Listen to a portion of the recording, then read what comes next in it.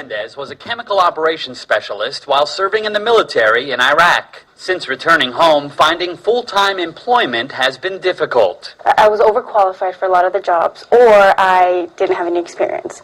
So I was pretty stuck. Mendez is far from alone. The White House says 1 million military veterans are unemployed, with the jobless rate for returning veterans 4% higher than the national average. But there are groups trying to help.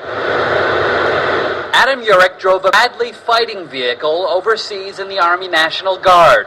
Now he drives construction vehicles. It's fun. I love big toys. He was able to get training and land the job thanks to a veteran assistance program called Helmets to Hard Hats. It took me 6 months to finally get on a crew, but, overcome and adapt, improvise, suck it up and drive on. Jovanda Patterson returned home after serving in the Air Force for more than a decade, including deployments in Iraq and Afghanistan. Everybody says go work in the Air Force.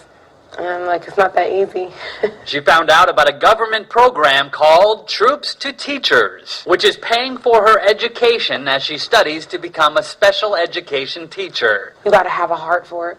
And I believe that I'm capable of doing it, so I'm working really hard. Mendez is also getting help with her search for a graphic design job from a San Francisco-based vet support group called Swords to Plowshares. We owe it to those men and women who put their lives on the line to go above and beyond and make sure they don't have to struggle when they come back here so much. President Obama recently announced a new initiative offering tax credits to businesses that hire veterans. Mendez says all Americans can give moral support to those who've served the country. Remind them that it's going to be okay and that you as a person, as a soldier, as a veteran, you have so much to offer. Hello everyone, welcome to Global Government News. Today is Monday, August 22nd, 2011, and I'm Darko. My website is ggnonline.com, and ddarko2012 is my YouTube channel. There's a new feature on here, followed by email, and everything I post on here you will have emailed to you. So it says here, what type of false flag government-sponsored event is most likely in the next 18 months? There's 4 options there. They don't come up on my own computer's website, but on your computer you should be able to see it. The 4 options are a possible, another crisis, economic crisis, a domestic terrorist attack, and then we have a bio attack, basically a big virus or a pandemic, and lastly is a staged alien invasion. So go in there and check that out.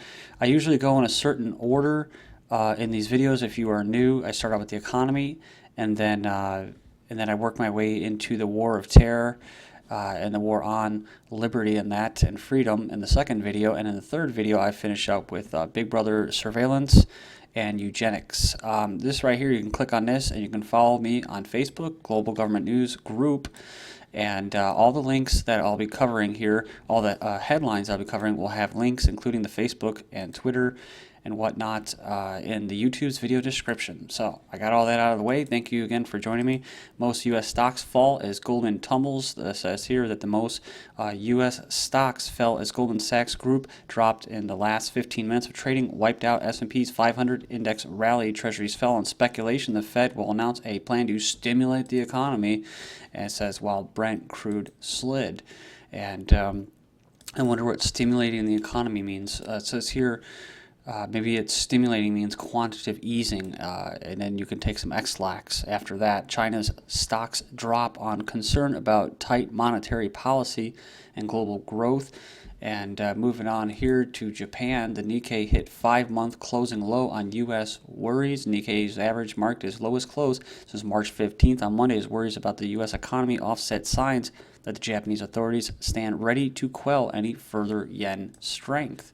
China's yuan strengthens to 6.39 against the U.S. dollar on Monday, and Swiss supermarkets cut prices on the franc strength. It says here Swiss supermarkets are planning further price cuts to tackle the soaring Swiss franc, which is driving food shoppers over the border into Germany and France.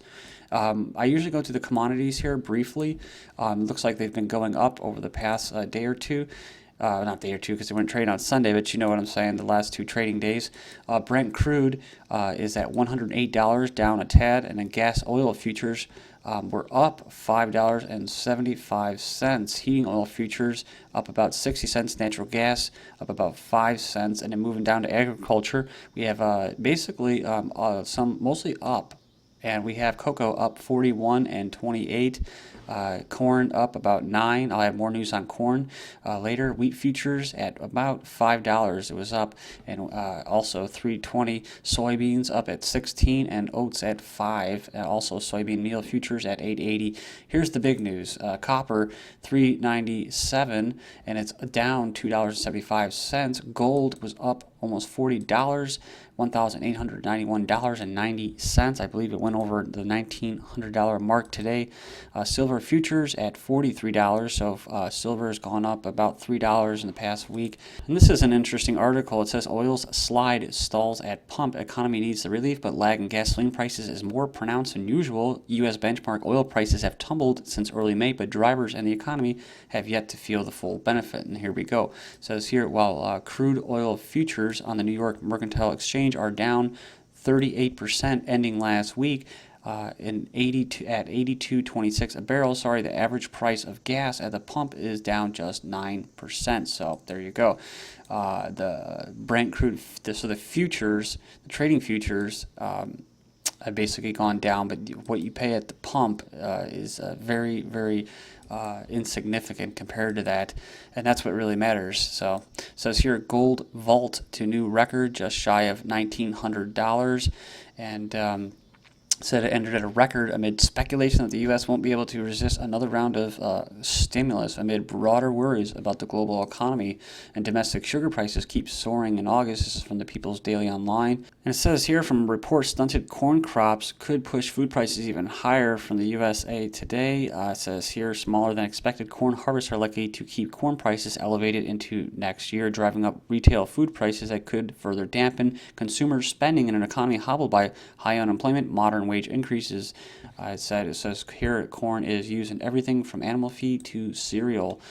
Unfortunately, pickup in industrial output buoyed U.S. in July. A pickup in industrial production helped keep the U.S. economy from weakening further in July, according to the Fed in Chicago. And then he says here that inflation reaches almost 6% in July, highest since 2009. And this is, of course, in China. The figure was the highest since 2009, when the CPI went up by 5.78% year on year. Moving on here, UK household finances are worse than during the height of the recession. Household budgets are deteriorating at a faster rate than during the height of the recession early 2009, according to analysis of consumer finances. So it says here, almost 40% of households saw their finances deteriorate between July and August, compared to just under 6% that reported an improvement, as Britons were hit by rising prices and a squeeze on take-home pay. So it says here, the index also found consumers suffered the fastest fall in their available cash, that's disposable income, since the monthly survey began in 2009. And you know, I've mentioned this before.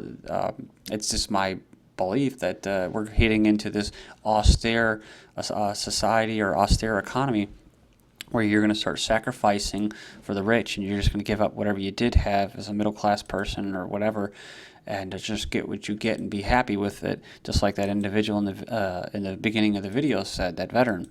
So and people are, they've been acclimated, they've been conditioned. You've seen a lot of shows. I've covered this in recent videos about the conditioning, the programming that's going on all throughout the world, especially here in America, to bring us down. Economically, bring our standard of living down. But it's not just in America, it's in Europe and England, that to get them used to basically working harder and longer for less.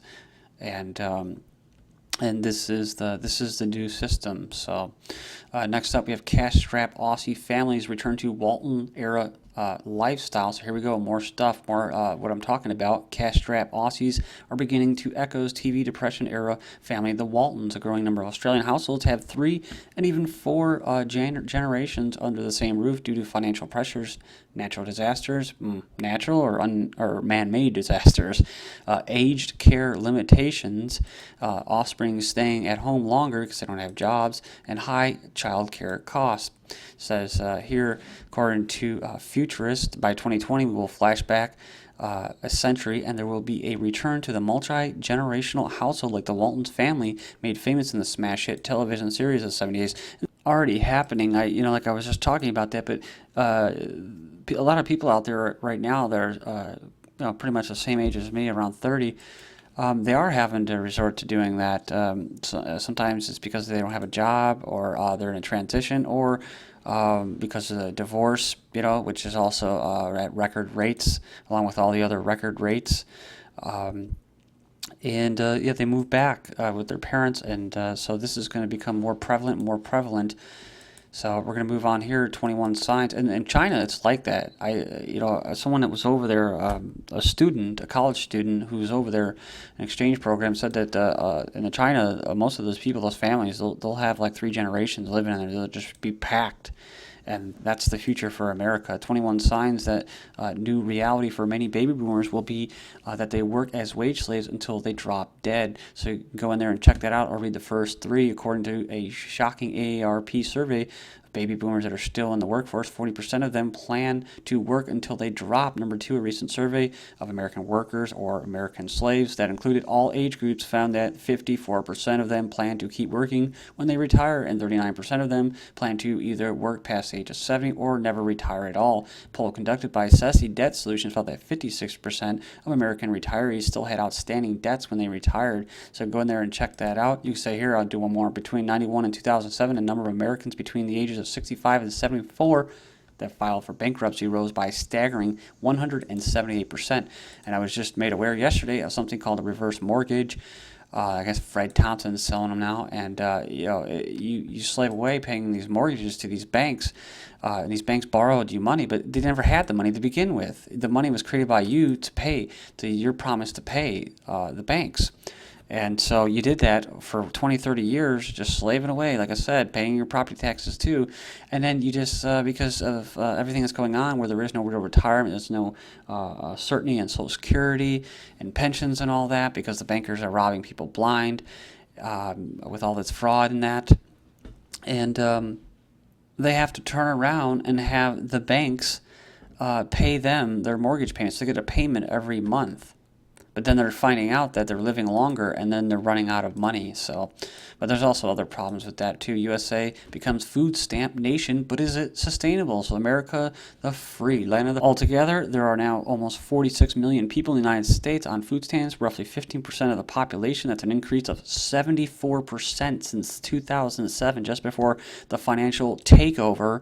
And a deep recession, actually it was a depression, led to mass job losses, which have not come back, and they call it a jobless recovery. I hope you guys like that, as they basically talk down to you like you're an idiot.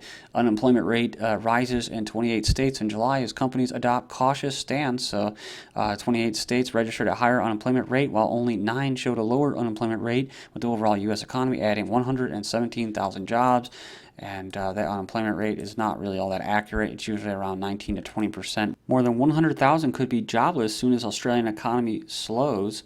Bank of America to lay off thousands and struck by probably fake man-made lightning. Job growth, government employment increase in D.C. in July, says Labor Department. Wall Street aristocracy got $1.2 trillion from Fed, Citigroup, and Bank of America.